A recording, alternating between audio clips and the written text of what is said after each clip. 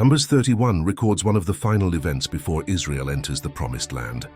It is a chapter about closure, closing a chapter of the wilderness journey, addressing unfinished matters, and restoring order before moving forward. This is not a story of revenge or ambition.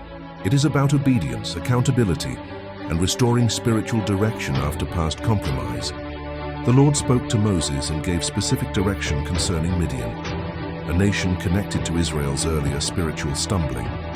This moment was not sudden or emotional. It came after time, reflection, and correction.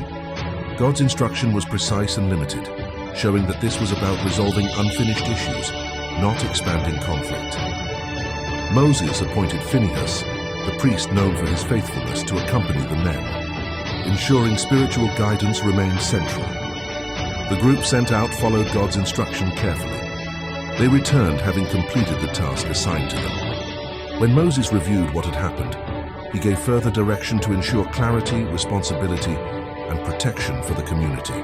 This moment shows that obedience includes discernment, doing what God says, how He says it, and stopping when the purpose is fulfilled. After the return, God instructed the people to pause before resuming normal life. Time was given for purification and reset, not as punishment but as restoration. God was preparing Israel spiritually, emotionally, and practically for what lay ahead. Before they could move into the land, they needed to move forward clean, united, and focused. The chapter then details how resources were divided fairly between those who went out and those who remained behind. This showed that everyone contributed to the mission, whether directly or indirectly. God also instructed that a portion be set aside for sacred purposes, reminding Israel that every victory and provision belongs to Him. Generosity, fairness, and gratitude were built into the process. One of the most beautiful moments comes at the end of the chapter.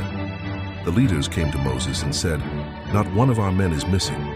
Overwhelmed with gratitude, they brought a voluntary offering to the Lord, not commanded but freely given.